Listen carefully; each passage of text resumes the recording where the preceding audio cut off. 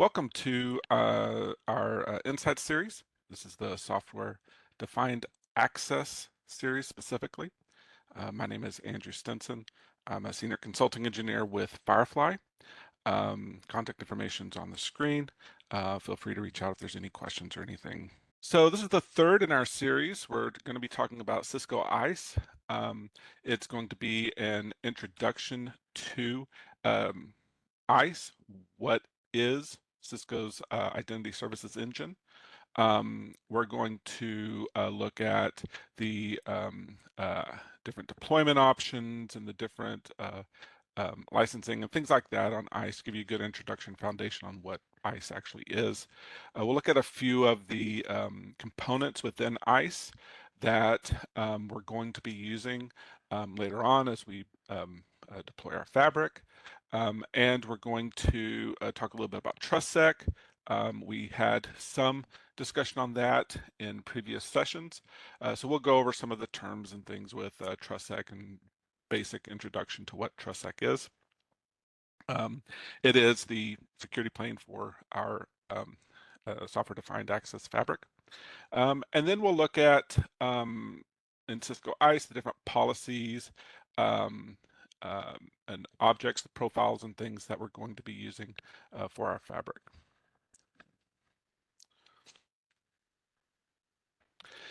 So why don't we start out with talking about what ISE is, and basically it's a secure network access platform. And what does that mean? It gives us several benefits, such as giving us increased management awareness of our users and devices. We're going to be able to monitor our environment and see what users and devices are connected and where they're connected.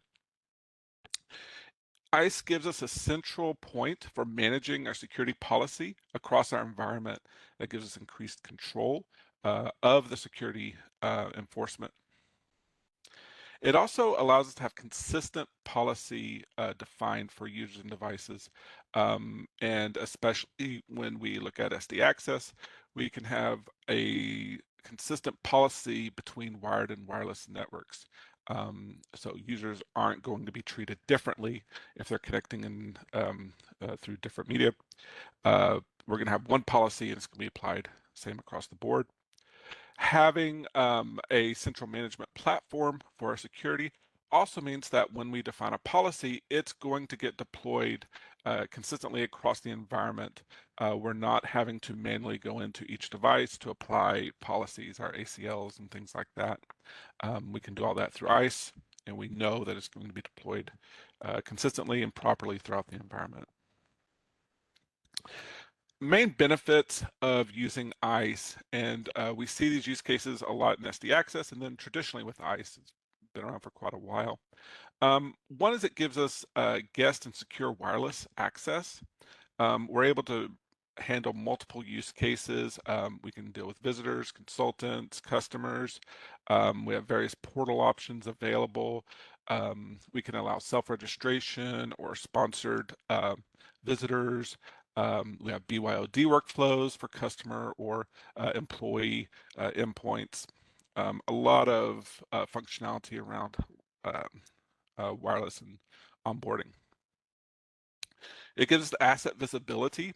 I mentioned being able to see the devices and users in the environment, but ISE also has various probes and sensors that can be set up that listens to the devices that are connected, and it observes some of the behavior. Some of the active probes are checking out the devices and helps us to determine maybe what operating system it is or the type of device and things like that. And we can take this information and compare it against a huge dictionary of profiles, and it lets us know, help to identify the type of device so that we can apply the right policy based on that information. ISE also gives us the ability to provide secure access throughout our environment, and it supports multiple protocols. 802.1x specifically is what we're interested in for our SD access environment, but we can also do MAB, MAC address bypass, radius, we can do web-based access. We have many options available. ISE is going to be what's going to give us the segmentation the microsegmentation within our SDA fabric. It leverages TrustSec, and TrustSec is where we are getting into the ideas of security groups, security group tags, and things like that. But we can also define traditionally in our networks ACLs, either static ACLs already deployed in the environment, or we can do dynamic ACLs, which are pushed to the environment automatically by ISE, depending on what policy gets applied to that endpoint or user. We have various objects that are defined in ISE and workflows that deals with our protocols and how we're going to segment the environment. All of it's contained within policy sets. We'll talk about those later on, and we'll look at some examples as well. Beyond just identifying the device that's coming on board, the device type, and other contextual information about the device and authenticating the users and the devices, ISE can also offer the ability to perform compliance checks or posture assessment against the device. What that lets us do is to make sure that the device is up to date, maybe on patches, or maybe it has a particular software installed, anti-malware software, antivirus software, things like that. And we can take action on that device, moving it into a remediation network, denying access. Some process or workflow can be triggered if that compliance fails. We can do things like dynamic threat containment. ISE can connect to multiple other platforms, collect data from them and get information about endpoints that it can then make decisions on. Again, whether if it's getting notification about an endpoint, perhaps behaving like a bad actor or something unusual about it triggered in some other platform, then ISE can move it over to a containment network, or take it offline, or whatever workflow is defined for it. Besides its integration into DNA Center, you've got integration into many other platforms, not just with Cisco, but through some of the other protocols. We have the ability to integrate into other third-party vendors as well. Now, as mentioned before, ISE is mandatory for SD access. And that's talking about SD access as a solution. The security groups, the microsegmentation is part of that. Now, you can build a Lisp VXLAN fabric without authentication and microsegmentation and all that if you want it, but SD access has that layer in it. And ISE is going to be implementing those policies within the fabric, where you're going to be able to define those within DNA Center, but DNA Center is not pushing that configuration to the environment. It's ISE that's still doing that. It's ISE that's still making those decisions whenever authentication requests come in. ISE is what we're going to be able to use to dynamically map our users or devices to specific scalable groups. This can be also done statically, either directly on the device through DNA Center. We can configure the interfaces, and the dynamic mapping can be done various ways. We can look at the device itself, we look at the MAC address, the profile. We can authenticate against various identity stores, identity databases like LDAP or Active Directory or Radius or something else like that, or database or internally. And ISE gives us the ability to simplify our policy enforcement because we're pushing all that workflow into one single platform. We're not having to deal with multiple systems that are administering the environment and then pushing and managing the authentication, authorization, policy deployments, and the monitoring and troubleshooting and logging and things like that. We have one platform that's going to be able to manage it. And with SD access, with TrustSec, things like that, we can have end-to-end policy enforcement. As mentioned before, integration with DNA Center. You cannot deploy a SDA fabric in DNA Center unless you have ISE integration active and working. Okay, you're just not going to have access to the workflows. Whether you do authentication or just allow everything on, it doesn't matter. You have to have some ISE deployment and it has to be integrated into DNA Center. So we had a quick question here. If ISE is down, it's asking if SDA will black hole the traffic or bypass ISE during failure. We'll talk about the different components of ISE and how they affect things. The fast answer is no. ISE can be down completely and data will still travel throughout your fabric. Data does not pass through the ISE nodes. ISE is responsible for authenticating the endpoint and the user when they connect to the network and pushing the authorization or the policy down to the switches, the network access devices. So those are the devices that's going to be enforcing policy. If ISE is completely down, you will not be able to onboard new endpoints. So someone new connects to your network, they're not going to be able to authenticate. There are ways that you can still provide some access, critical VLANs, for example, and depending on configuration you have in your environment. If a switch can't communicate with an ISE policy node at all, then it can pull users into a critical VLAN that gives them some sort of access to the network that you can define until that connection's reestablished. But ISE is not required to be running for communication to go. It is required to be up for authentication and changes in policy to be pushed out. So the ISE platform comes in two different flavors. It can be physical appliances or it can be virtual appliances. Physical appliances, there's several options available. The specific appliance you use depends a lot on what the actual scale is and how you're going to deploy the environment. And we'll talk about the deployment options in a little bit. It's the SNS series platform for the physical devices. Now, the virtual appliances that are deployed, they have similar configuration or specifications that the hardware has. For example, this SNS 3615. This is the equivalent hardware model that fits for this size of virtual machine. So 16 CPUs, 32 gigs of RAM. And if we take a look at our physical 3615, it's a 8-core with 16 threads. So that's our 16 vCPUs with 32 gigs of RAM. So they do have the same specs as their hardware counterpart for the VMs. So the scale is equivalent.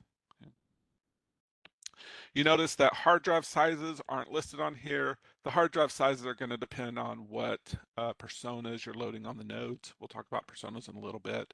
It can vary from a few hundred gigs to much more, just depending on the size of the appliance and which personas you're running. Another thing to note, we'll talk about licensing a little bit as well, but there are specific licenses for virtual appliances separate from the physical devices. So when we're talking about ISE, I've mentioned this already, but we have this term called personas. Personas are responsible for the specific functions within an ISE deployment. And an ISE deployment is one or more ISE nodes. It can be a cluster or single node, but that's what a deployment is. Okay. Now, when we're talking about personas, we can either have the personas deployed in a dedicated design or a shared design. With a dedicated design, there's one persona assigned to each appliance, either virtual or physical. Okay. In a shared personas, then we have two or more personas on a single appliance.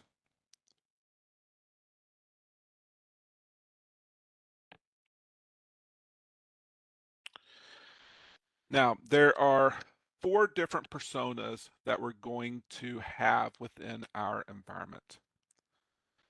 The first one is the policy administration node.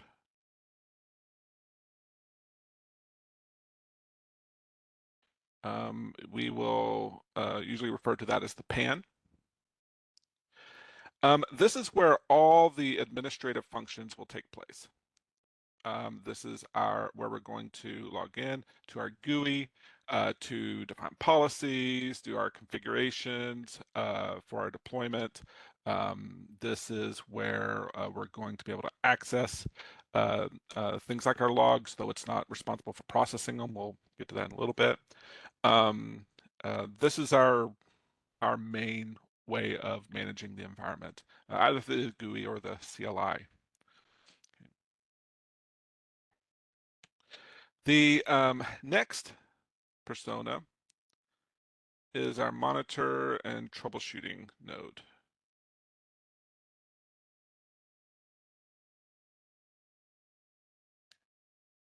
Okay. The monitoring and troubleshooting node, you will see it termed MNT. The MNT node is the log collector. And that's a log collector for our PAN and for the next persona we're going to talk about, our policy service node. So all the logs, all of the accounting and all that for administrative tasks, and all of the logs for endpoints that are authenticating and all those flows and all that, those are going to the monitor and troubleshooting nodes. They're going to be the nodes that actually performs the troubleshooting tasks and things like that we may run. They're also the nodes that are going to be generating the reports and correlating the data. They're doing all the data processing. Next we have is the policy service nodes.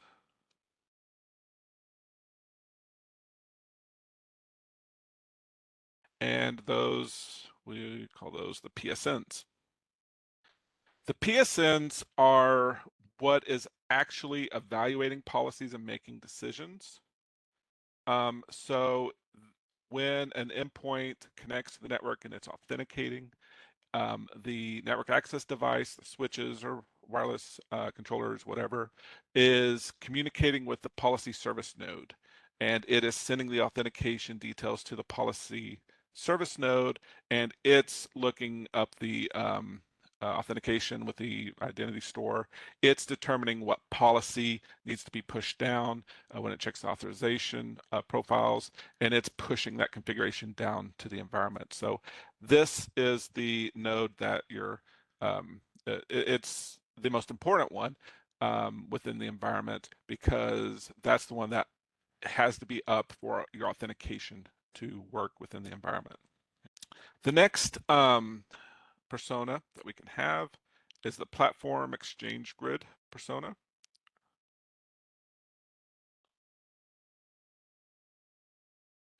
And that is PX grid. Okay. So PX grid is a persona that's responsible for sharing context sensitive information from ISE to other systems. So the ISE session directory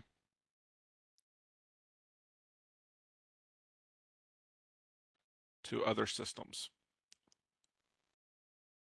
Those other systems, DNA Center, it can be stealth watch, all kinds of stuff. It can also exchange policy and configuration data between nodes. Tags and policy, TrustSec data, um, like the various tag definitions, the different values, descriptions, and all of that can be shared as well using pxGrid.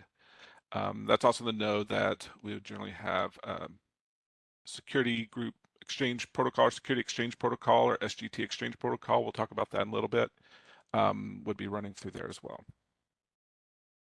Okay. So as mentioned, these personas can be on dedicated platforms or dedicated devices. They could also be shared on one appliance.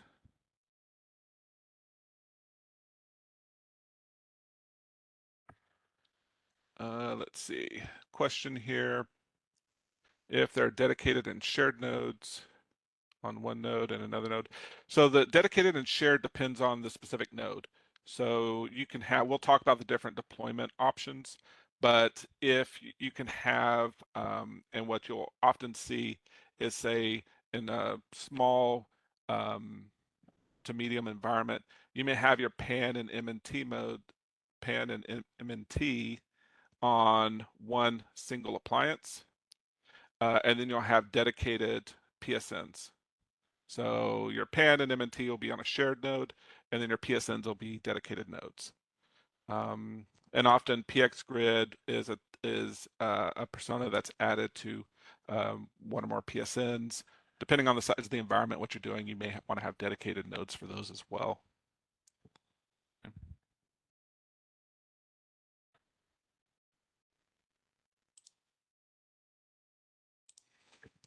Okay.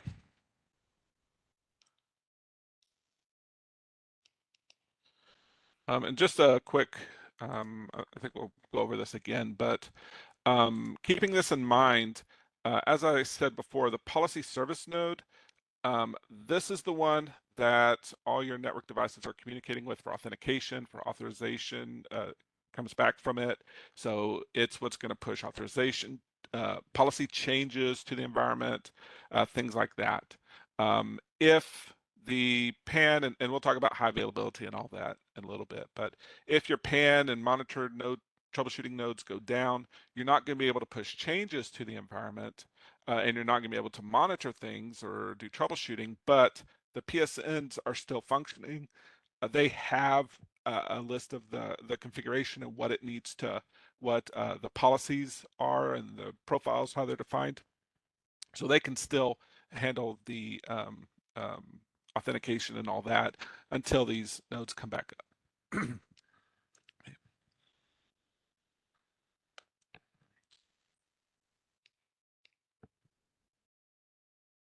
That said, if you do have a big failure like that, sometimes it can be tricky to get things back up and going depending on how long that interruption lasts.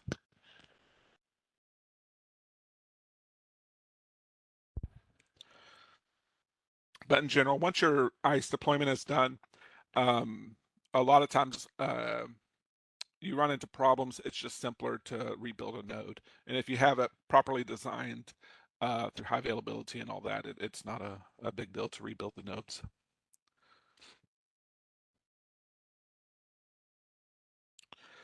Okay, so for deployment options, we talked about a deployment being one or more nodes connected in a cluster that can be standalone or they can be um, um, um, in a high availability configuration. When we talk about a standalone deployment, okay, this is different from dedicated or shared nodes. A standalone deployment, we have one single node. Okay. That node is running all personas, and while you can do that, it's not recommended for production at all. You can run it in a lab for eval. You know, if you want to run at that, you can, as long as it has the scale. Very small environments, you might do that, but you really don't benefit a lot from it. Especially if you're in that small of an environment. The VM licensing costs aren't that much, and it's just worth having the high availability. In a distributed deployment, we're going to have more than one ICE node. We're going to have 2 or more ICE nodes. We're going to have admin and monitoring centralized.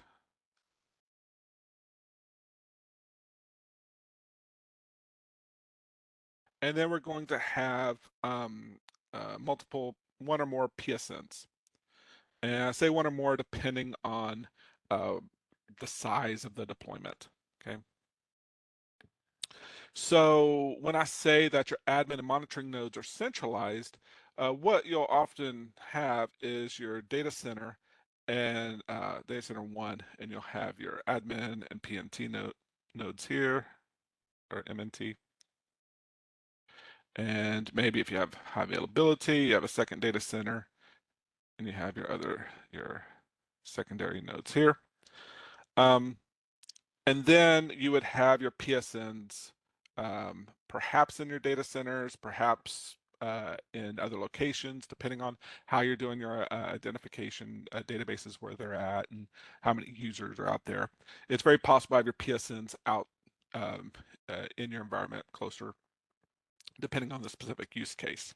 But you're going to have your primary administration in one location, and it'll be able to manage all the PSNs and all of that within your deployment. Okay.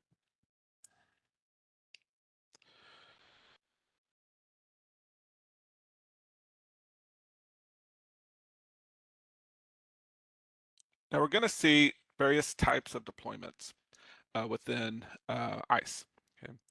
And they're pretty clear on delineation on which one you go with, depending on the scale of your environment.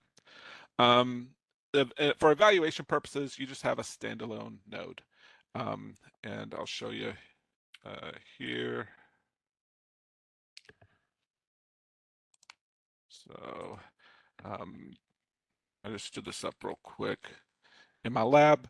We'll talk about licensing again later, but when you install ICE for the first time, you get a 90-day evaluation license with it. So you can start messing around with it pretty quick. You don't have to register it or anything. When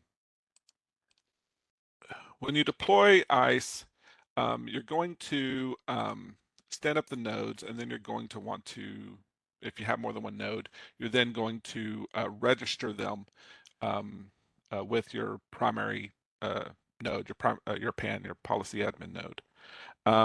You can see right now I have this in a standalone configuration because I only have the one node. I can make it a primary node, and that tells ICE that we're going to build a cluster, and we're going to have multiple nodes. So we can then register additional nodes and bring them in to the deployment. When you bring them into the deployment, then you pick the personas that you want them to run. So by default, when you deploy a new ICE node, it's going to have the admin, monitoring, and policy service nodes enabled automatically. And say if I had some other deployments up, then I don't want to run policy service node here, I can just turn that off. If I want to run PXGrid on this node, then I can just turn that on. Okay. And that's just how you turn on or off your different personas. So right now, this is a shared standalone deployment. So it should just be for evaluation, not for production. It's a standalone because I have only the one appliance, and shared because it's doing administration, monitoring, and policy functions. Okay. And you also see under the policy services, this is where we can enable a security exchange protocol, which we'll talk about later on.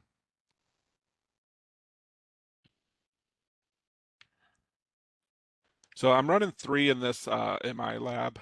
In our demo lab with SD Access, we're actually still running 2. Um, so you'll see the older interface and the current interface. So evaluation standalone, usually shared deployment. We'll then have a small deployment, and a small deployment is generally good for up to 50,000 concurrent sessions, active sessions. And I say up to that because it depends on the appliance that you're deploying. Each appliance has a different scale on how many it can run on whether it's a dedicated node or a shared node. For a small deployment, we're going to have a maximum of 3 nodes. Usually we only have 2 nodes, and it's a shared deployment, so we have a node 1, that's the primary admin, and then it's running MNT, and usually secondary, and then PSN. And then we'll have a second node that's secondary for the admin, and then primary for the MNT, and then it's also running PSN. Okay, so we could also add PX grid in there if we wanted to, if we needed to as well. So this gives us 2 nodes. If one node fails, then we can bring up the other node for administration to take over. You can only manage your ISE deployment on the primary admin node, and it doesn't really matter which side you're doing. If you have a primary data center, backup data center, it might matter, but both nodes have to be up and communicating for you to synchronizing so you can fail over. Um, so you can log into the secondary admin mode and you can promote it if you lost your primary admin node, but in general, all of your management and everything will be in your primary admin node.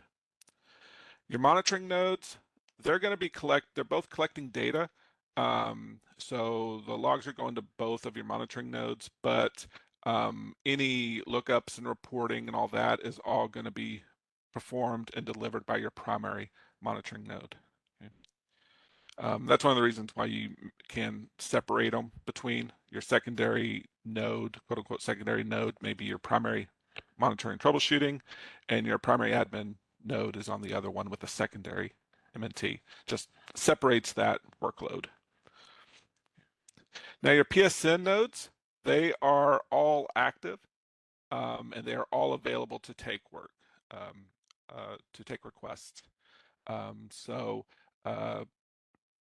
your network access devices here, you would have a configuration of your PSNs.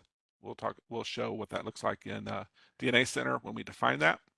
And it's going to, check with one PSN, check with another PSN. It's going to be doing lookups between them.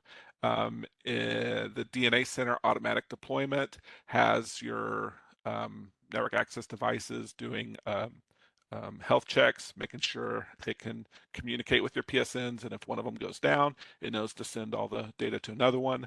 If they're both down completely, then it knows to take whatever action, move to your critical VLAN or allow people on, or just deny it. Okay. So I say we can have a maximum of 3 nodes. So what that would look like is that you may have your admin and monitoring nodes here.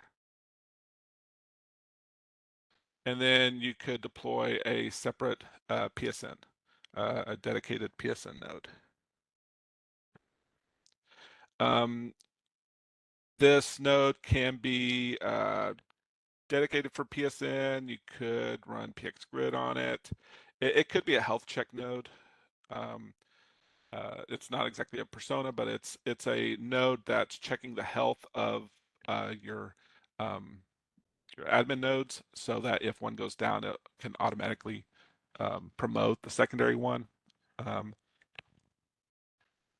So a couple of options on that, but your small deployment is limited to those 3 appliances. Now, Now, these are general guidelines. Obviously, you could do more, but if you do add more PSNs and more nodes, then you start moving up to a medium-sized deployment. And for a medium deployment, generally this could be up to 150,000 endpoints. Or these are active sessions, not necessarily endpoints, but active sessions.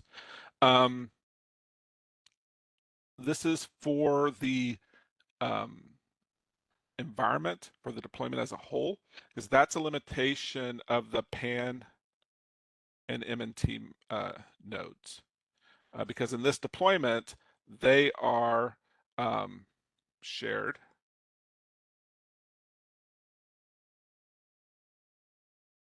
Okay. And then you would have dedicated PSNs, and you may have up to 6 PSNs.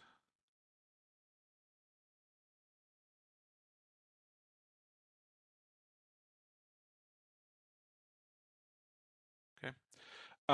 And each of those PSNs, depending on, again, the size of the appliance, could support up to 100,000 active sessions. If you are sharing this, if you have PX Grid on one of these PSNs or anything like that, then that can drop down to 50,000 per shared PSN. And this is where you start seeing the big hit you take when you start sharing nodes, sharing personas within a node. When we get to the large appliance, our scale here goes from 150,000 to 2 million active sessions because we have dedicated nodes instead of shared nodes. So those are things to consider when you're looking at deploying your ISE environment. Okay. And it's kind of a maximum of 8 nodes.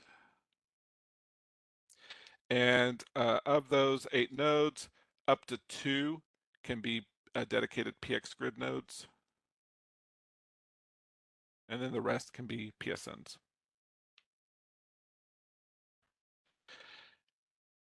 And then last, we have our large deployment. And in our large deployment, we have a dedicated PAN, dedicated MNT, secondary PAN, secondary MNT. And then on our large appliance, our scale is, as I mentioned, about 2 million active sessions for the PAN and MNT. And the PSNs still have a limit of 100,000. That's the maximum, no matter the size of appliance. The largest appliance gives you 100,000. And those numbers range depending on the appliance down to, a few thousand for older appliances to 12,000, 25,000, 50, up to 100,000 for the largest appliances. Right. And that's per dedicated PSN. Okay. And you can have up to 58 nodes and up to 4 of those can be PX Grid, dedicated PX Grid nodes. Okay.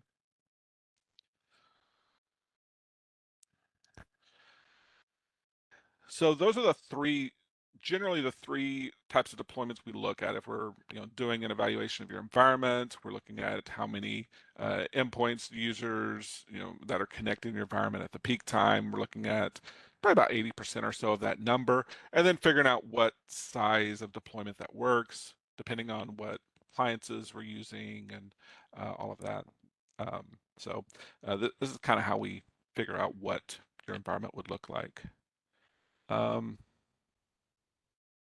So a couple questions here. Can network devices be configured to fetch permissions from all 6 PSNs? Depending on the network device, there is can be a limit on how many PSNs it can connect to. Or it can be configured with. In a DNA center, for example, we configure 2 PSNs. If you go beyond 2 PSNs within your environment, the recommendation is that you deploy a load balancer. So once you get into this medium to large deployment, the recommendation is to have a load balancers in front of your PSNs. That's going to make things much simpler for expansion, replacement of your PSNs. And then you would just point your configuration and DNA Center on your network devices to the load balancers and let it manage the balancing for you and failover.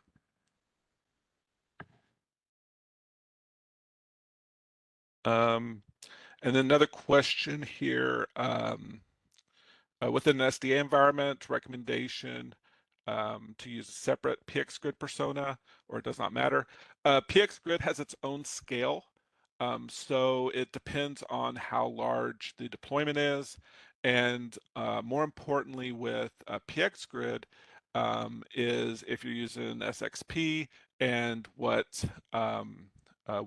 devices, how many subscribers you have for PX Grid, and how many devices are connecting to your SXP and syncing data with that. So there's a lot more calculations involved with determining whether you need a dedicated PX Grid node or not. In small environments, maybe even to some medium environments, if you're on the border around there, you're probably fine with having a shared PX Grid, especially if you're only connecting DNA Center to it. Then usually you're fine. Again, depends on a lot of other factors. All right.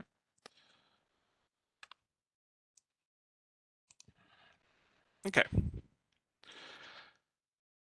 Now everyone's favorite topic, licensing. I'll just go over this really quick. So as mentioned before, on evaluation licenses, you get a 90-day license free. The one thing you can't do with that evaluation license is that AI analytics is not included in it. But it supports up to 100 endpoints, runs for 90 days, and if it's just in your lab or something, you can rebuild it and all that. So you have that opportunity.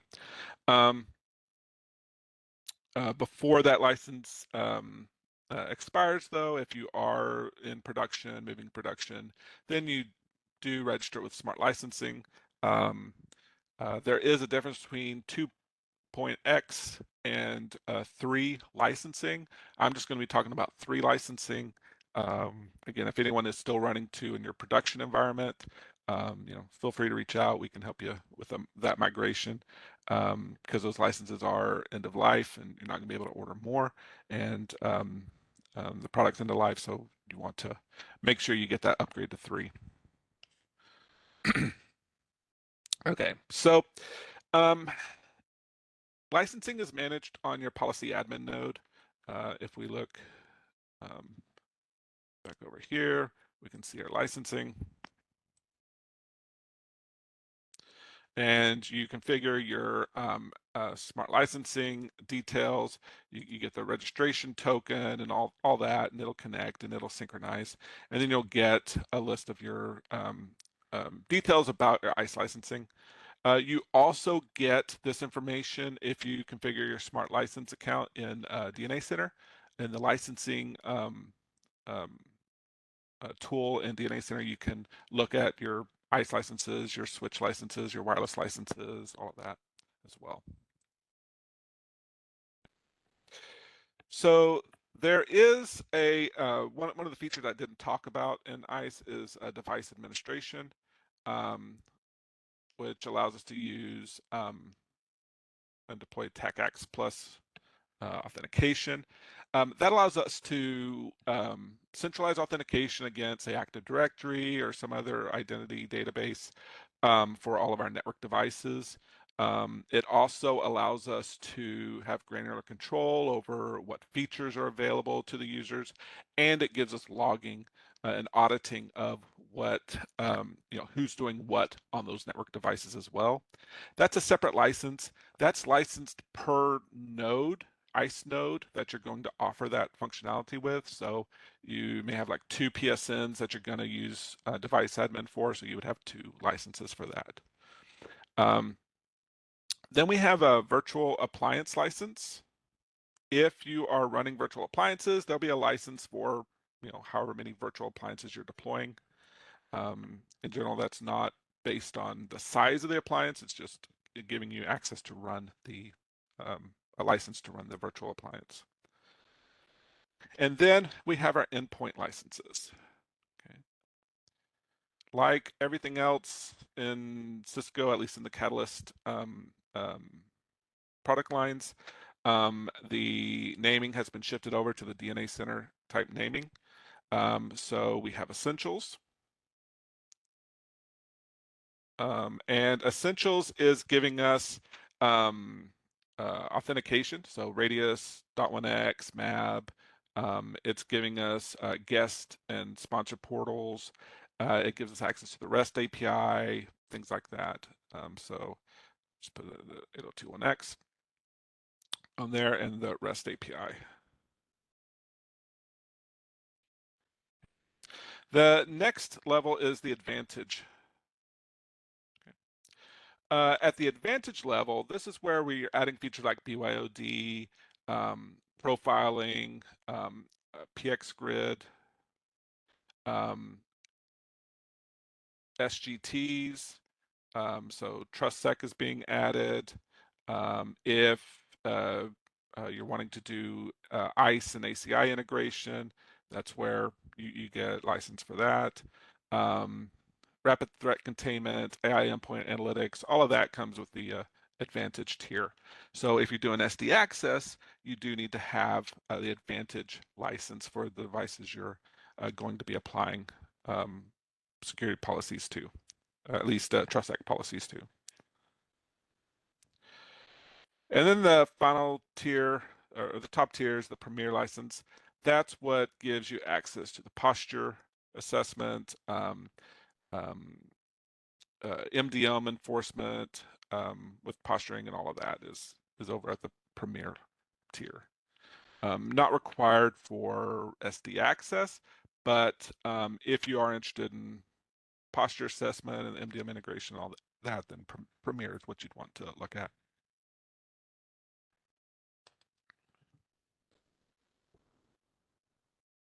All right. So that gives us the basics of what ISE is, what it might look like in your environment, whether it's 2 appliances or with running multiple personas, or you've got 50 appliances running dedicated personas across your environment. Remember that if you are getting to where you're going to deploy 2 or more policy service nodes, you want to look at a load balancer. You want to go with a load balancer, and you also want to scale your policy service nodes at least, so that if you have one data center fail, if they're all in the data center, that you can support your full load in the second data center. So you want to make sure you have N+1 or N+2 designed for your PSN, so you have that extra overhead.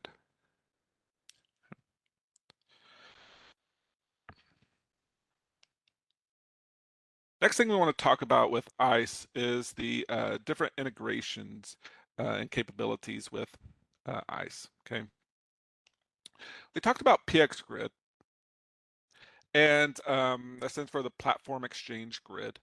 And PX Grid, and to go into a little bit more detail about it, it's an open integration framework. It's a security integration framework that is supported by a lot of different vendors.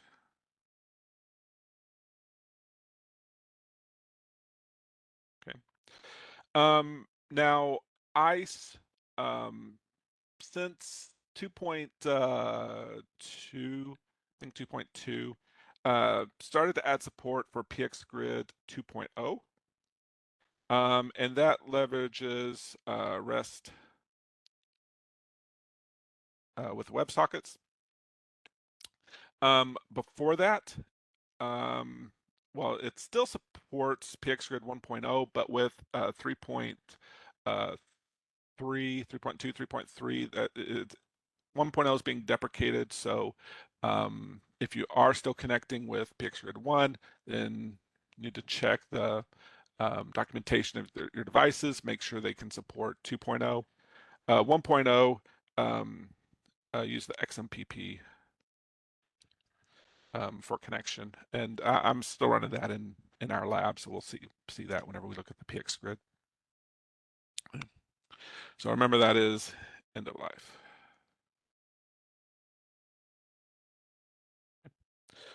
Now the features and benefits we get from PXGrid is that we're able to share the context-sensitive information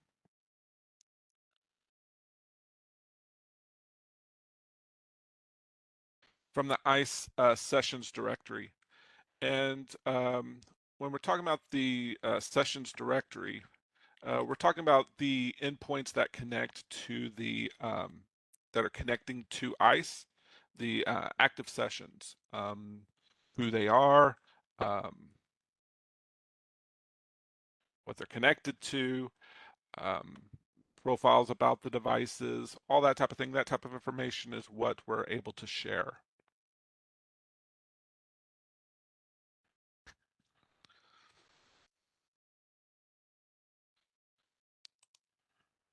So if we just take a quick look, I don't know if I have any live sessions in here, but yeah.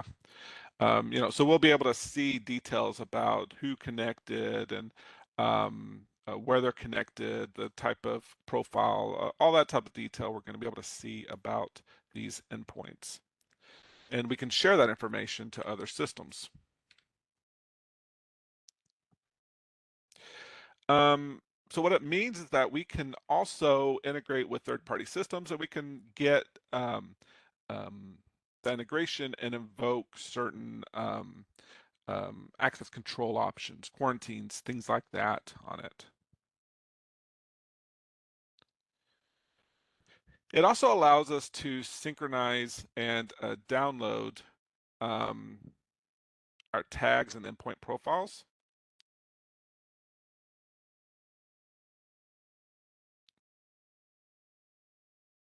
So this actually gets done by DNA Center whenever it does the integration.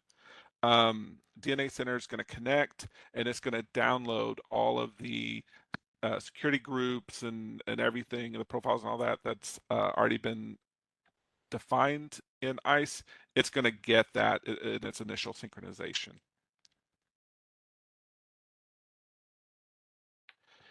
And PXGrid, I talked about the admin nodes and the MNT nodes being primary and secondary. PXGrid nodes, personas, when you deploy them, they're active. So when you do an integration, say with DNA Center, we'll talk about that integration in just a minute, is going to get a list of all the PXGrid nodes, and it'll have them listed, and it will be able to connect to and communicate with any of them.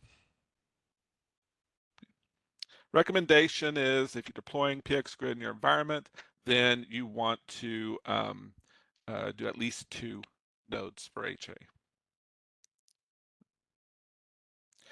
Now, the PXGrid persona also allows us to enable the SXP, which is the security group tag, the security exchange protocol, also the security group tag exchange protocol. What that lets us do is it lets us propagate our SGTs to other network devices that across networks that don't support TrustSec. So we'll talk about TrustSec in a little bit, but in general, if you're going to be deploying TrustSec within your environment, you have to have devices that support TrustSec from endpoint to endpoint for it to be properly implemented. A lot of times that isn't possible. And when we deploy SD access, we have our fabric, and then we have some other transport network between the fabric and, say, our data center or some other fabric network.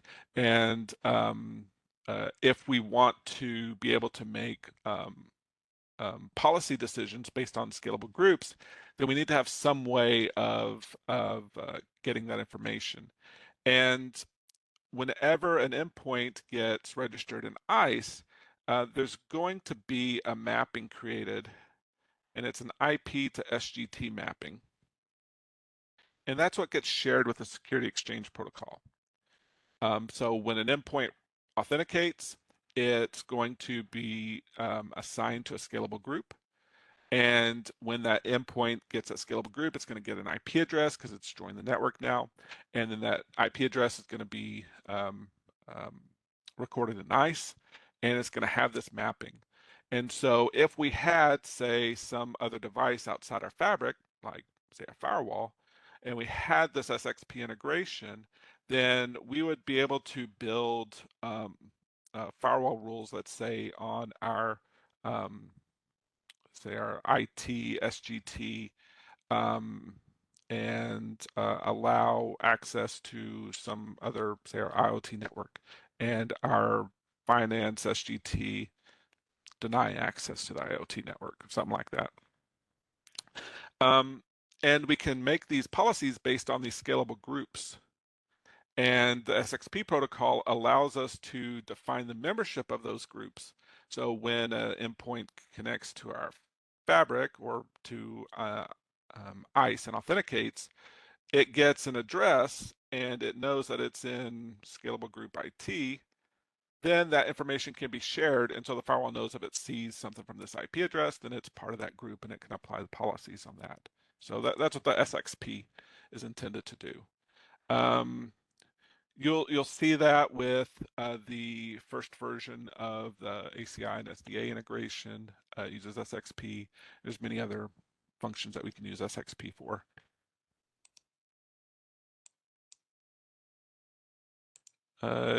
Question about SXP. Yeah, SXP is supported on Cisco devices as well. Yeah.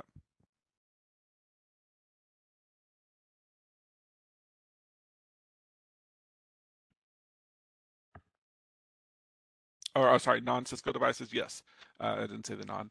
It is supported on non-Cisco devices. Okay. Now we've talked about some of the different integrations that um,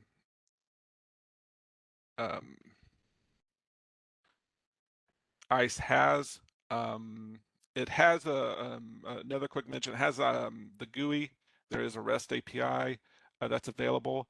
That's what's used to authenticate against PXGrid, and that's also a there's also CLI access to it. Let's see, and a question about licensing. So ICE licensing is separate from DNA licenses, but there is a DNA license add-on. Let me find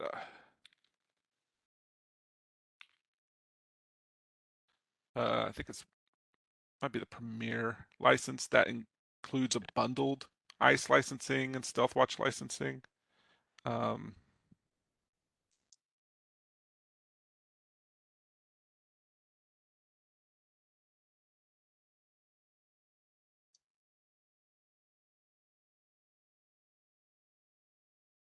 but yeah, I don't see it real quick. I'll look for details on that.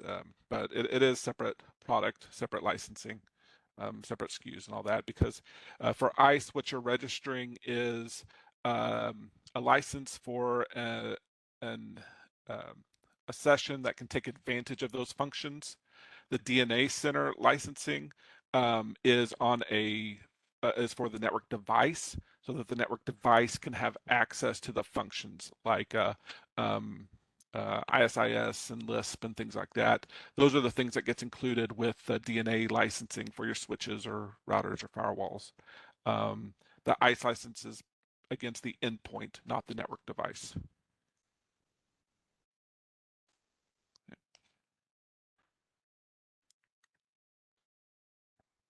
Now for DNA Center integrations, um, there are a few requirements that we need to have in place before we start the integration.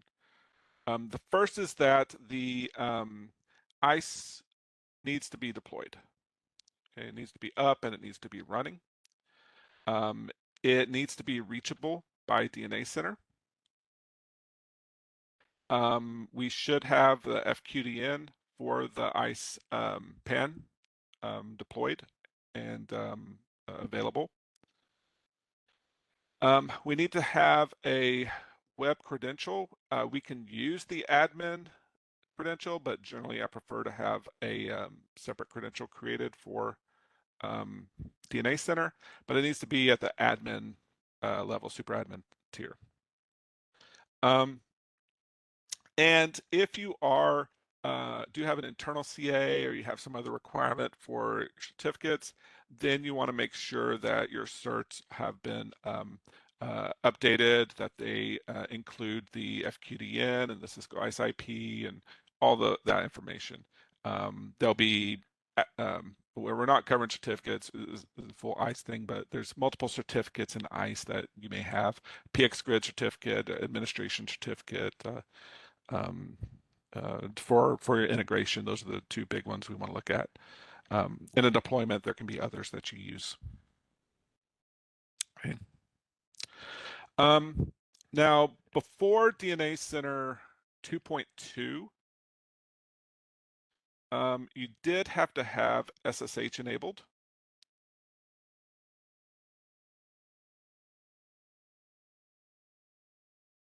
After 2.2, DNA Center no longer uses the CLI. I mention this because if you're still running an older version of DNA Center 2.2 or before, and you haven't done the ICE integration, then you need to set up a CLI credential at the admin level, and that credential needs to match the web credential. But if you're running anything newer, DNA Center 2.3 plus, then you don't need to worry about the CLI setup. That was used to do to share the certificates to establish trust initially. We're using the API and all that now. Okay. So the ERS needs to be enabled. ERS, this can be enabled under administration, settings, and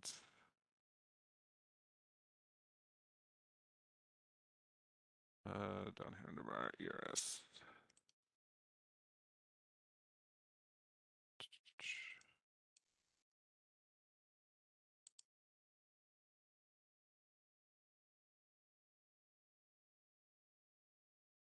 See in my settings here.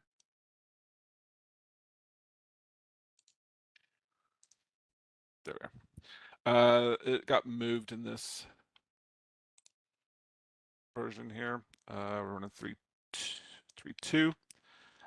So under our API settings, we can enable the ERS read write. Okay. This needs to be enabled. This is done at the full deployment level. This CSRF, this should stay disabled. That's not supported for DNA Center. Okay. The ERS is what we're going to be using as the API access. It's going to allow the certificate exchange for trust.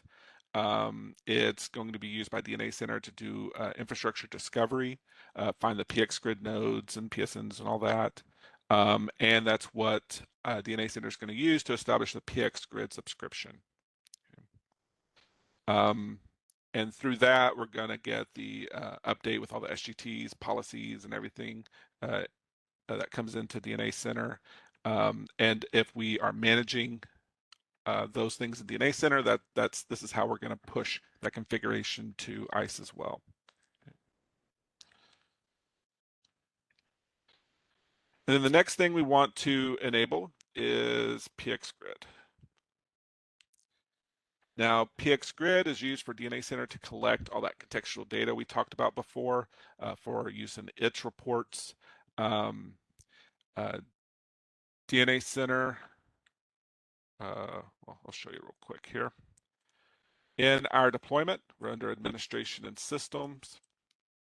We come into the device that we want to enable PXGrid and just turn it on. Now, when you turn on and off these different services, there are um, certain functions that will be reset on the back end, so you'll lose access to ISE for a little bit while it's bringing the system back up. So just be aware of that when you're making these changes. But once you've enabled that, the next step is to head over into DNA Center and do the integration there.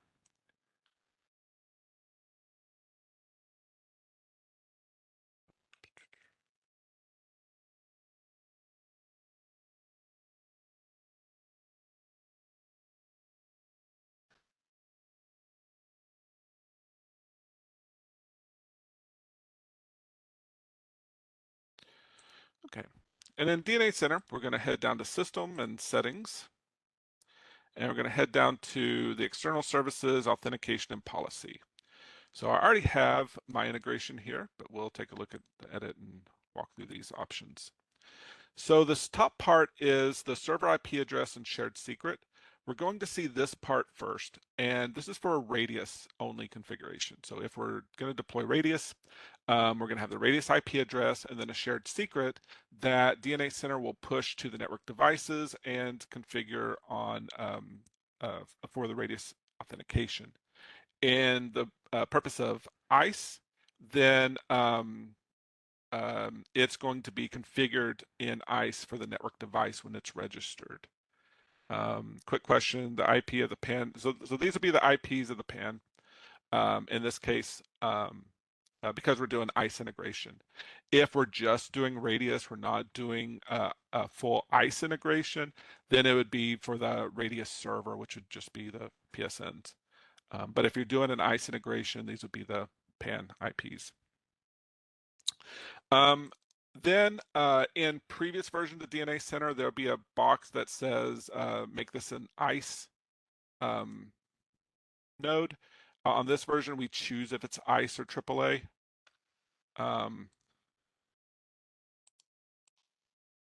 This is 2.3.5 that we're running in DNA Center right now. So then we'll have the admin username and password. This is the GUI credentials. Again, it could be the admin credential if you want to use that, or create a new user for DNA Center. It needs to be at the super admin level. And then you'll enter in the FQDN for the PAN. And then you'll choose a subscriber name. This is just some name that is identifying this DNA Center deployment within the ISE PXGrid subscription list. Okay. If you have load balancers within your environment in front of your PSNs, then you would define them here. You just put in the IP address and add them on here. Okay. And then if you are going to enable TACACS, then you can do that here, and you can use DNA Center to push TACACS configuration out as well. If you needed to change any of these other options, you can change that down here also. The connect to PXGrid is an optional option now, but for in general, we want to connect to PXGrid. If we're doing SD access, we need to, and if you're not doing SD access, still, it can give you that additional context information. It's a good option to have. Right. Once that's done, DNA Center is going to connect to ISE, make sure it can reach it, and then it's going to register as a subscriber for PXGrid. And when we come over to our ISE node and PXGrid services,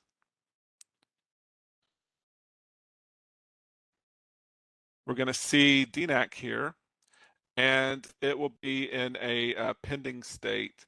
And then we would just come in and say that we want to approve that connection. Once that's approved, then it will connect and it'll synchronize, and then the main integration will be done. And we can check the health of our integration by heading over to the System 360 page. And down on the bottom, we have an ISE dashlet here. That's going to show us the primary. We'll see the secondary nodes as well. And we will see any PX grid nodes that are active. So if I had two nodes, I would see a primary and secondary IP, and then I see PX grid, I'd see two PX grid IPs here. And it's letting us know that they're available, so we're good on our integration. Okay. The next thing we would want to do on DNA Center side is we want to come over to our we'll head over to our policy and our group-based access control. Once DNA Center has that connection, it's going to get all the details, and then it's going to populate its local database with it. Now, by default, DNA Center is going to be read-only for our policies. Scalable groups, policies, things like that are going to be read-only. ISE is where you would go to create scalable groups, create your policies, and all of that. If you want DNA Center to be the one to manage that, you can come down here to configuration and change that option. So this first option where we're at says that DNA Center will be the way that we control it, and ISE will be read-only. The default is that ISE is the one that controls it, and DNA Center is read-only. Okay. So what we're talking about is our TrustSec policies, our security groups. If you were with me in previous sessions, we talked about our scalable groups and contracts and all that. That can all be managed here, or we can manage it all in our TrustSec work center here. So we can see our TrustSec policy, and we see our matrix just like we see in DNA Center. We can define our different scalable groups. We can define our policies, all of that through here. I have DNA Center as the manager, so if I click on here and say I wanted to create a new policy, and let's say I wanted to pick deny, I can't save it because I'm read-only here. But if I come into, what do we are, dev to extranet, DNA Center, and say I have dev to extranet, and I want to deny ICMP.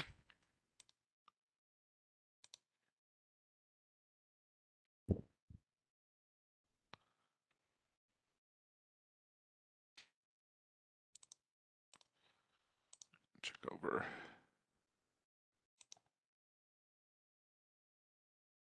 And I can see that I now have the policy in place. Okay.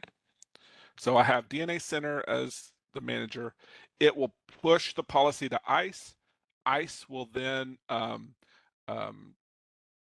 translate that policy to the SGACL, which then gets provisioned to the PSNs, and it's available for deployment to the network devices. All right. The other thing you want to do within DNA Center is you want to come into design and network settings. And then you want to define that we're wanting to push authentication to our environment. So we can do network authentication. This is pushing TACACS or Radius for our network device authentication. And client endpoint is our .1x. Authentication in our case with ICE. We're going to have a drop-down that's going to show us the admin nodes to pick. So if we have multiple ICE deployments or other nodes, we may want to choose that. And then on our drop-down here, we're going to see the PSNs, or we're going to see the load balancers. If we have the load balancers in place, we'll see them listed, but we can also choose specific PSNs as well. Okay.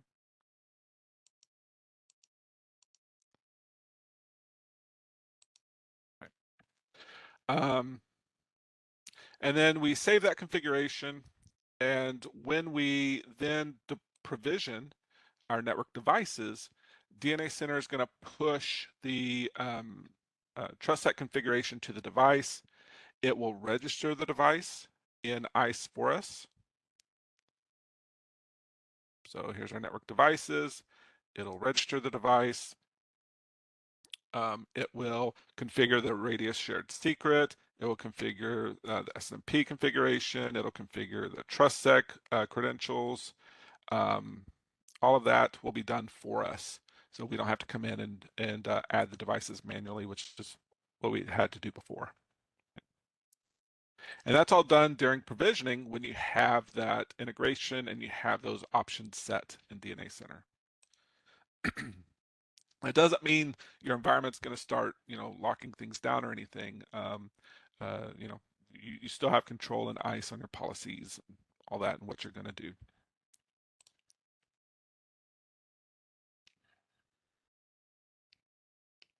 All right. Okay, so we've talked about what ISE is. We've talked about the integrations with DNA Center, what that process looks like. Now we're going to talk a little bit about TrustSec, and then talk about some of the objects that we use in ISE for our SD access deployment. Okay.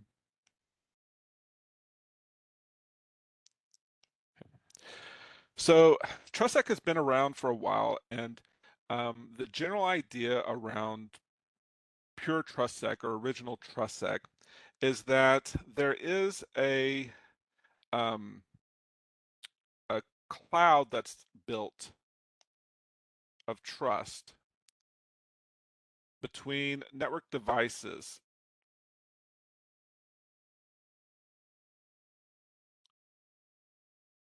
endpoint B. Okay. So these links, there has to be a trust established.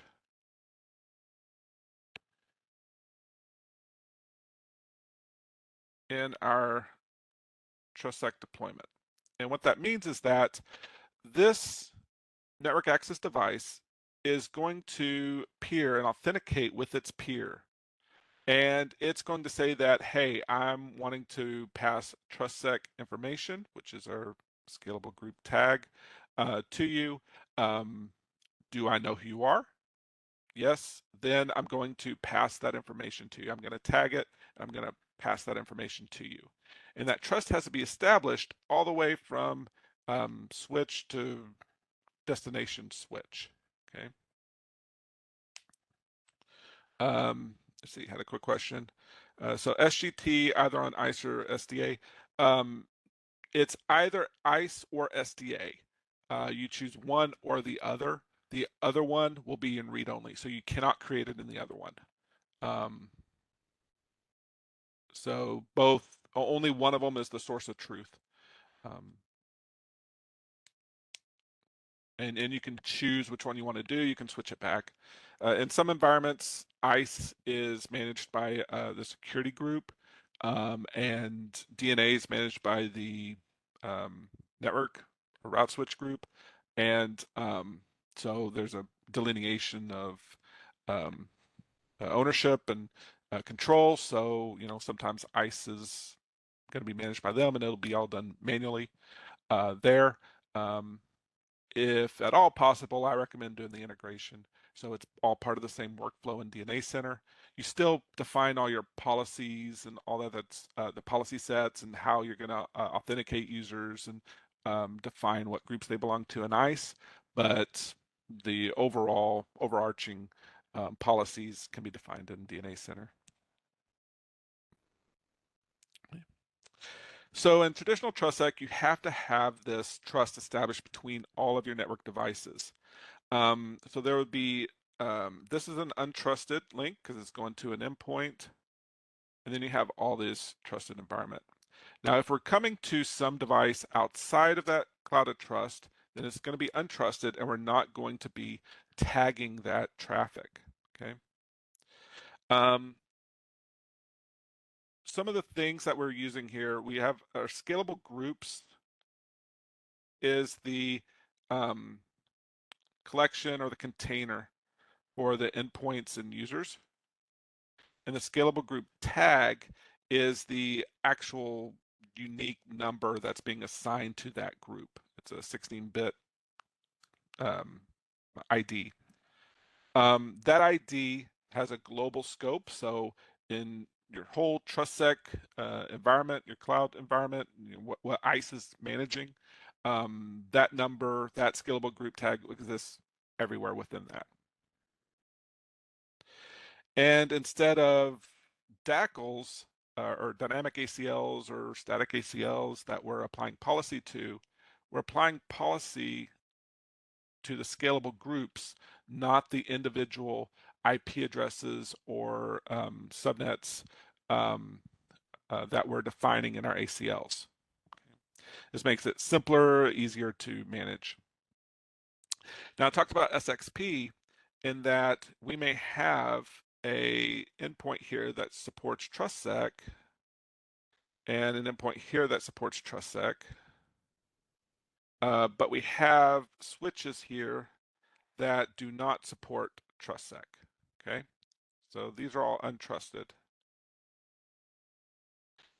SXP's purpose is to take the information about the devices that have been registered here, their IP address, and the scalable group, and share that with the other end, the trusted device, so that it knows if 10.0.0.10 packet comes in there, it knows it's part of scalable group 18. And it can apply the SGACL to that traffic. Okay. So it allows us to have that security even if we don't have a trusted environment between the network devices.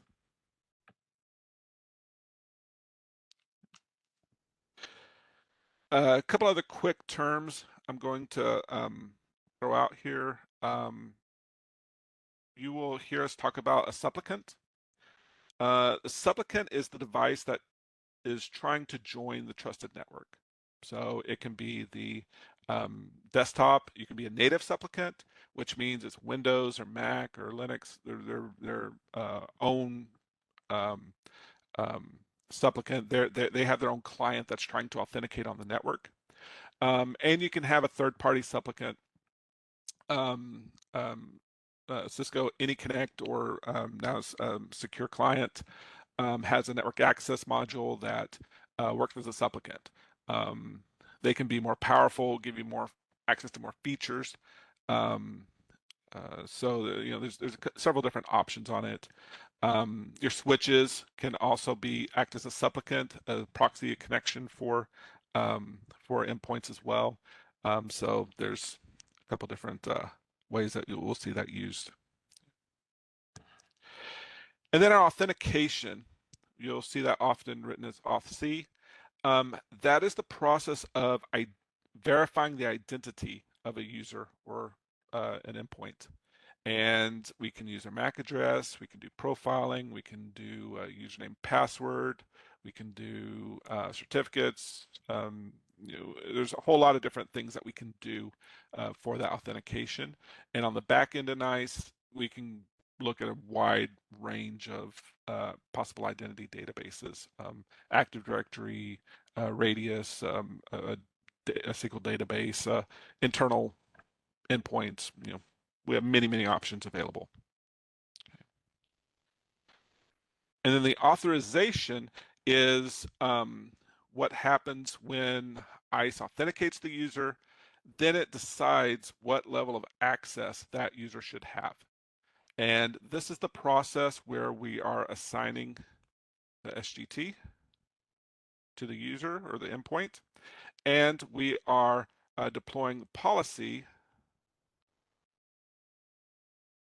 to the network device the user is connected to. And that's going to tell us what traffic is allowed into that SGT. If it already has endpoints in that connected to it that are part of that SGT, it doesn't need to have another update. It already has that SG table. So it's not having to get a new ACL for every single connection coming in.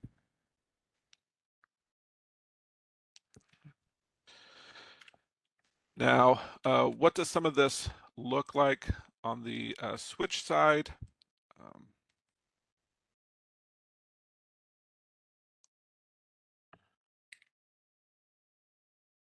let's see, we'll look at our, no, not our branch, we'll look at this one. So I have a network device here. This is connected to one of my fabrics. If you're wanting to check the status of your CTS on your network device, you can do environment data. We see that we are complete. It was a successful connection last. We see the SGT that this device is connected to. So it's part of a TrustSec devices, a scalable group. We're going to see the servers that it's going to communicate with for authentication. And then we're going to see the list of known security groups. So these are all the security groups that are defined and available for provisioning within this network device. Okay. If I wanted to take a look at my what I currently have deployed, so I know that I have a prod VRF deployed here. I can take a look and I see I have several endpoints connected here with SGT2. And then I have this one, 110.10, SGT4. And I can see up here that SGT4 is employees.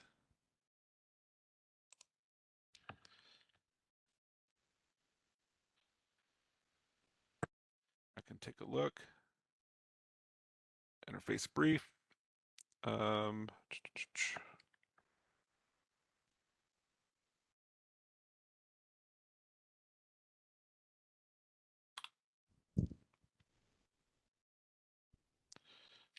Let's see what interface we're on. I think we're on 1010.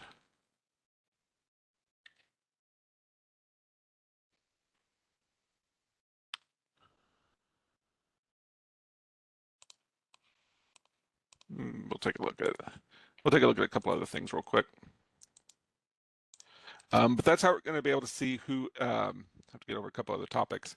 We'll look at what is connected to our environment right now at the prod level. What endpoints have been registered and what SGT they belong to. Okay. All right.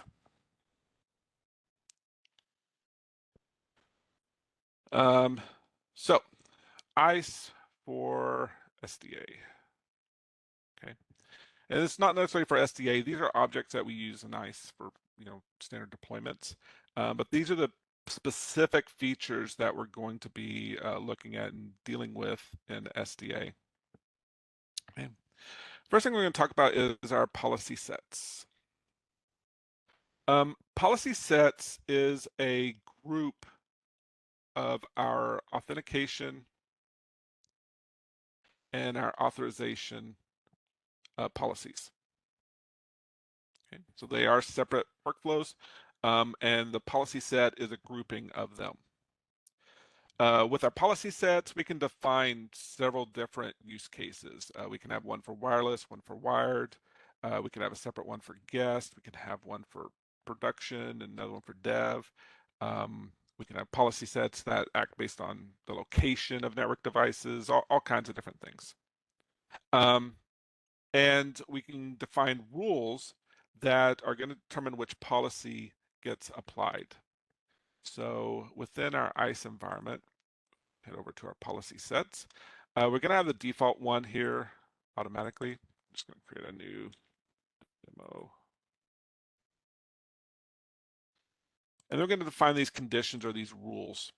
And we can do all kinds of conditions available to us. There's a library of pre-built ones. We can choose the network device, the type of device, the IP address the request is coming from, the SSID, just, a huge number of options available to us. In this case, we'll say we're doing a wireless use case here.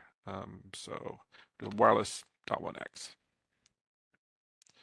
Then we can choose the defined protocols. So this is letting us know if we want to only allow .1x, if we want to allow EAP, PEEP, if we want to allow MAB, all those types of things. We can define a specific sequence here and allowed protocols.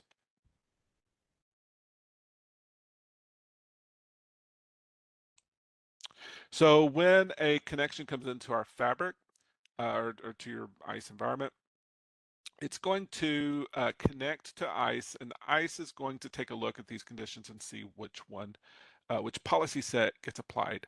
It starts at the top and works its way down, and the first one that matches all the conditions and has the allowed protocols, it's going to then follow that policy set. It's not going to follow through any others. It's just going to follow that one. And when we look at our policy set, we see our authentication policies defined here. And when we expand this out, create a new authentication policy, again, we have conditions that we can define. There's slightly different conditions that we would maybe be interested in here. Like we may want to have one authentication for .1x. And in .1x, we may have a specific AD store that we're wanting to check against, or internal user store that we're wanting to check against. We can define our different identity databases here that we can check against. So we could have a different authentication policy for each different database if we wanted to. And just like with our policy set, ISE is going to start at the top, check against the conditions, and if the conditions match, then it's going to try to authenticate against the identity database or the a sequence that's defined here. And you can define a sequence that gives you an order to check against, like Active Directory first, radius second, and then internal database third, things like that. We have different options. We can choose to reject it if authentication fails. We could also drop or continue. Continue doesn't always work depending on what type of authentication you're using. Drop means that it's just not going to send any response. And then, so the network access device supplicant will time out and try again. And a reject is just you're not going to connect at all. You're not allowed on.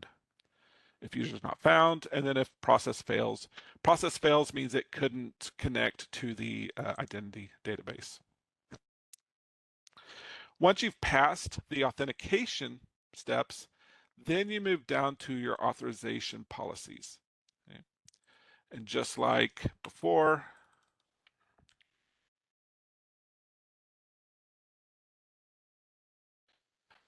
we define the policy and then the conditions.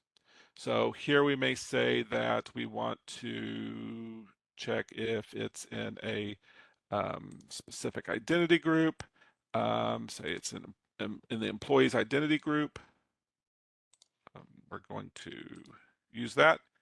And because it's in the employee's identity group, then we're going to allow access and let them connect. If they're not in that group, I don't care if they've already authenticated, then our default behavior is that we're going to deny access. So when the user connects, they're going to send their credentials. It's going to be checked against our internal users database. If they pass, then they're going to come down here, and if they're part of that employees group, then they're going to be allowed onto a network. Otherwise, they're denied access. So that's the basic workflow for any type of onboarding authentication. The changes comes into these conditions, what you're going to be looking at, what identity store you're checking against. And then here under profiles is what we're actually going to be doing. This is where we're defining the policy for the users or the endpoints. Hop back over to my lab here. So I have this policy set defined. I'm looking at wired, MAB, and .1x. And I come down to my authorization policy. And I have this identity group equal to workstation. And I have this profile defined here, fabric employees. Okay. So the profiles are defined over in our policy elements. Over here real quick.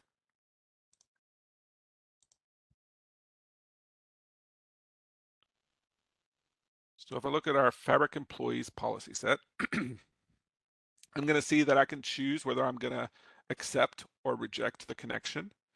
I can then define several things. If I was doing a traditional network, I could security, I could define a DACL that I push down to the switch on authentication. I can, choose a VLAN to connect to, all types of stuff. In this case, I'm choosing a security group, and this is the scalable group I've defined, and I'm going to have a drop down of all the different security groups I could pick. And then I'm going to choose my virtual network. So where does that virtual network come from? Well, in my fabric design,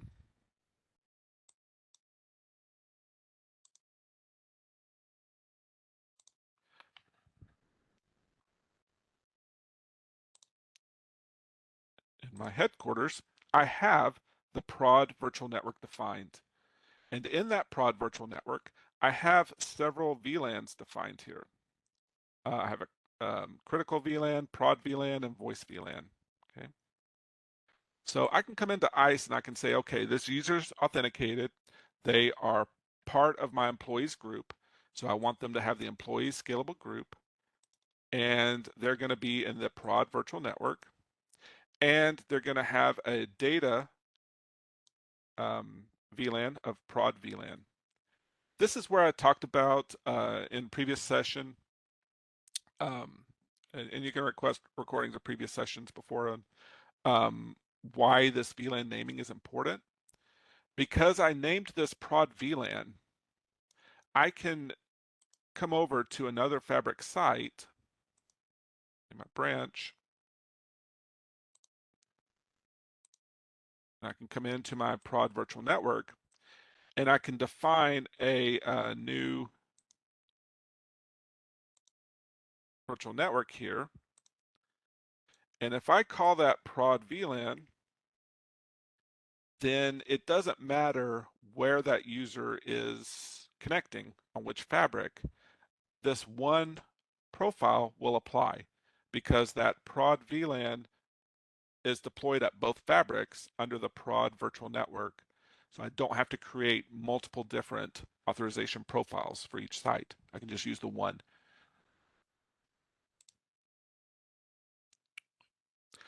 And once I've defined that, I just save it. I didn't make any changes here. And then when the user authenticates, they'll get applied that policy. Now I can check that by heading over to my live logs.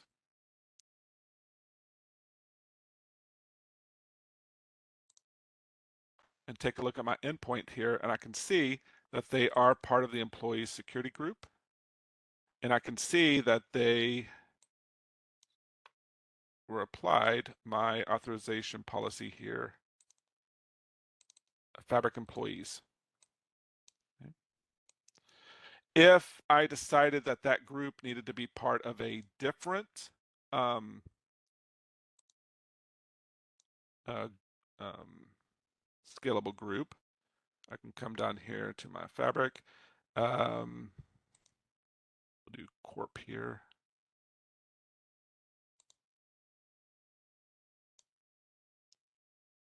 We'll say, we'll just put them in finance real quick.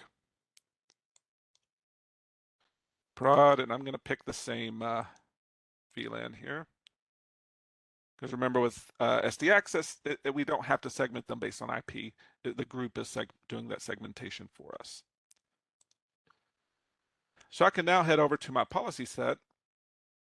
I can come in and decide that, okay, employees are now going to be Fabric Corp group.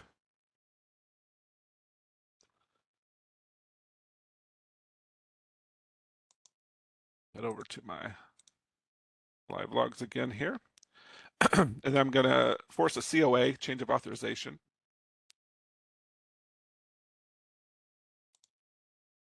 Do a quick refresh here. Let's see, while we're waiting on the refresh. So question on how SGTs are defined. SGTs are defined based on policy, not department or group or business unit or anything like that. I'll show you what I mean real quick. And you see here, they're now part of the finance security group. And so any users within all of our fabric that is in that employees group is now part of the finance security group. So all the policies that are defined for the finance security group now gets applied to all of them. Okay, so changes within our environment can happen that quickly because we're not tying them to IP addresses, we're not having to renumber, we're not having to break things apart. It's just a really quick change. If I needed to add a new one, then I just add another authorization policy, attach it to the new profile that has the SGT and all that associated with it, and I've now deployed a new um, um, group to my fabric.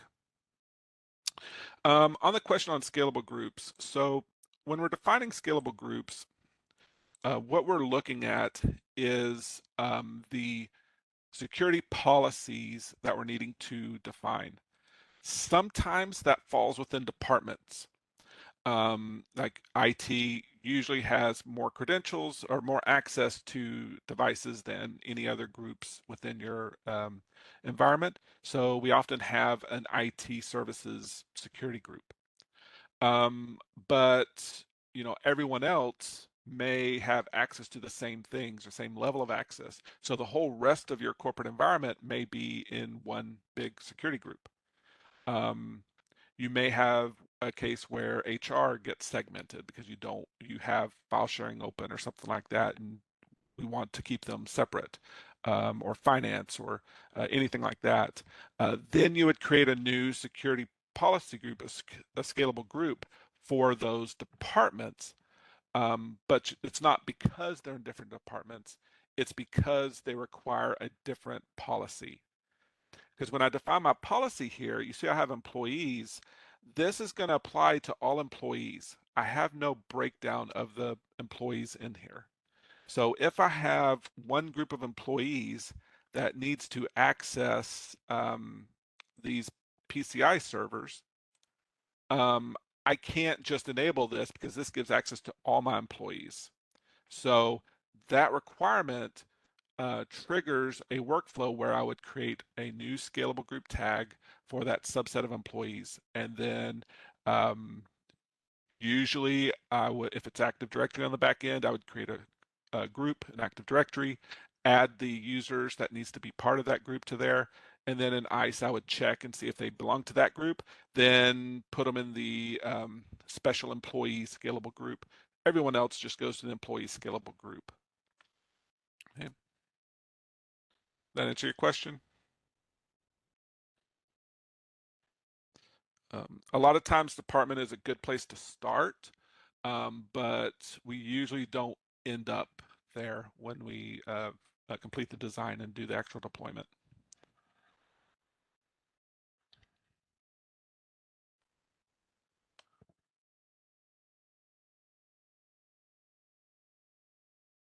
Okay. All right. Any other questions?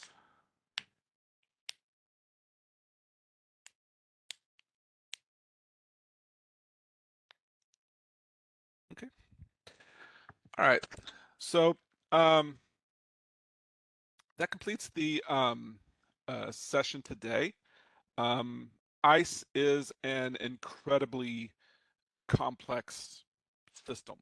Um, once you get in and start using it, it's easier to get around, but there is so much it can do. It's a massive topic. Um, let me see, quick question. Recommendation for the limits on the policy matrix.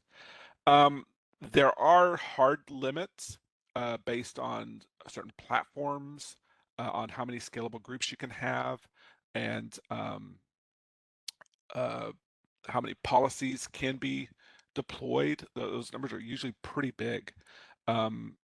So the recommendation would be to limit the policy matrix to what you can conceivably understand and manage. A lot of times, um, when you're confronted with the opportunity to do a lot of macro segmentation, you will start doing a ton of it. You really want to take a step back and rationalize what you're allowing or denying and why. Many times there isn't a good enough use case to have a completely separate policy for a group, and you can start combining them. Um, it's um, a lot of the work in SD Access happens during design and discovery when we're defining all the use cases and we're defining the policies that have to be applied. Um, uh, one one way is just starting from scratch.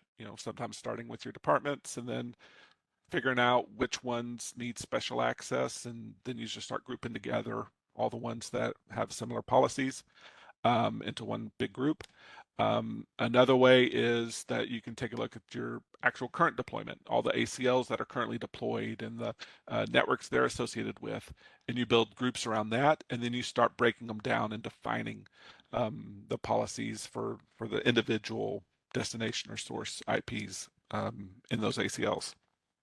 So there's several methods you can do depending on how much knowledge you have of your network and the requirements. It's very simple to add a new SGT and move users to new SGTs and apply new policies.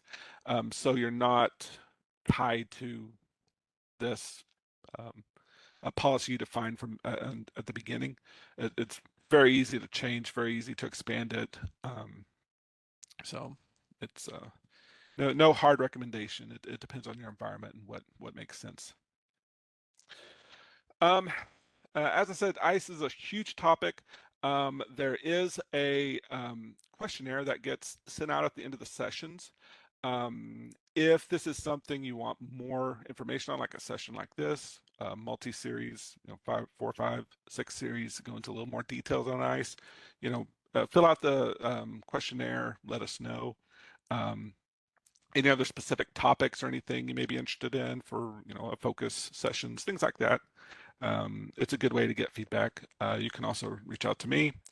Our next session is on fabric deployment. We're going to go through and in DNA Center, we are going to define the objects that we talked about in our second session. We're going to create them, design our fabric in DNA Center, and then deploy and stand up a fabric. So we get to see what that whole process looks like, as well as bringing up an endpoint within that fabric. So hope to see you guys then. If there's any other questions, feel free to reach out, and hope you guys have a good rest of your day. Thanks a lot.